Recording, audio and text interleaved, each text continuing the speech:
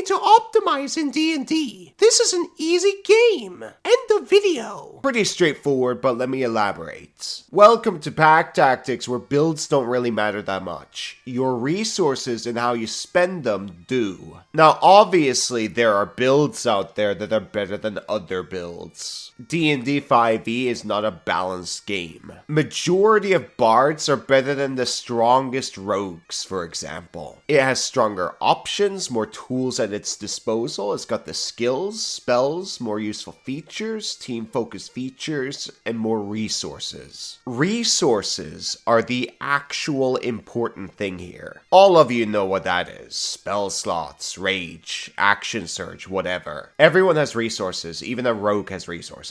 Hit dice is a resource. It's the thing in the middle of your character sheet. If you run out of hit dice, then you can't heal on a short rest. Think back to your games with whatever you're playing, if you're playing at all. How many of you have actually run out of hit dice, and how often is it? For majority of you, even for like a frontline marshal in melee, it's not that often. There are tons of players out there who think marshals are resourceless, and I know exactly why. They never run out of hit dice. They've never thought about this. The vast majority of tables have 2 encounter days. Unless you're like level 1 or 2, you're never going to run out of those hit dice, even if those 2 encounters are 1 or 2 times deadly. Even if you do happen to run out of hit dice, chances are super duper high you're going to get a long rest right after the second encounter. Either because your party wants to, or that was basically it for the entire day. If I do a poll on Discord, Reddit, YouTube, or just ask anyone who plays D&D, everyone is going to tell me they run 1 or 2 encounter days. That's the average. And that's consistent for like every system out there. Here's how it usually goes. First encounter, then short rest. Second encounter, then long rest. Sometimes there's no short rest because it's just 2 encounters. In those 2 encounter fights, resources are not being challenged. It's not like a dungeon crawl with 8 encounters. In the dungeon, you do need to think about your resources and when to spend them. If you know for a matter of fact that you're going to have 1 encounter for this specific day, do you really need to conserve your 3rd level or 4th level spell slots? No, that's ridiculous, am I right? You can just meme and just spend everything on Fireball and upcast Fireball. That solves. You have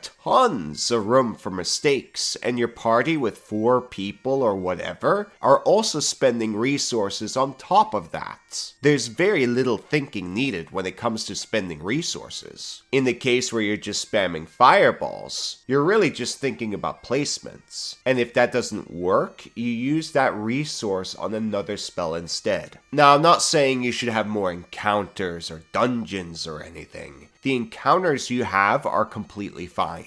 My take on encounter design for DMs is just throw whatever makes sense. Not everything needs to be a serious challenge. Majority of players enjoy 2 encounter days more than the dungeon crawl, which I understand. And majority of people like dice too. Kobold! It's the Kobold and Gator dice! And we come in different shapes and stuff, even sizes. We're working on making giant ones right now. Look at the details on them. They're not done yet, by the way, but I really like them. I think they're really cool. And that's not all. There are 2 adventures in the work too. Here's the artwork for both of them. These are both level 2 investigative one-shots for 5e that's themed around the channel. That's right! You get to be a gator!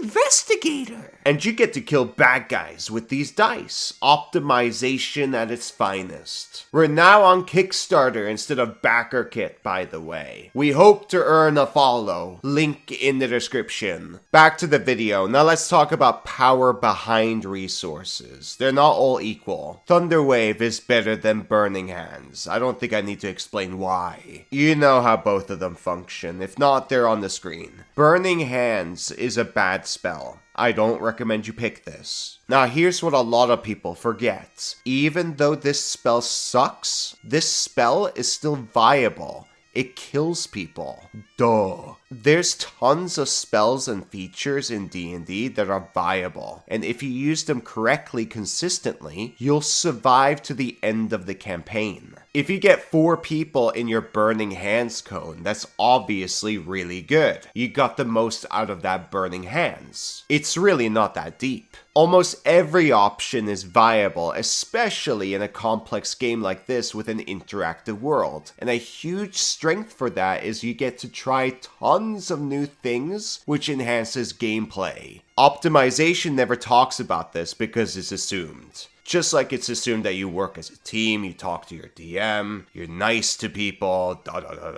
Stuff like this doesn't need to be mentioned like a billion times over and over and over and over and over again. In every single sensitive video where we talk about things that are good or bad. This is just so obvious. Anyways, you don't need to optimize, the game is really easy. It's all about spending your resources correctly in the resource game. And for majority of tables, there's tons of room for mistakes, which is absolutely fine. Trying new things, even though they might be perceived to be bad by me or the internet, can be fun and can be effective when used correctly. They're most likely viable in combat or RP or utility or whatever you're doing. I don't actually care what anyone plays. We don't even play the game together. Everyone should be able to play whatever they want. The only thing I care about is teamwork and communication. End of video. I'm still sick, believe it or not. Anyways, check out the Kobold and Gator Dice on Kickstarter. Thank you very much for watching. Bye bye!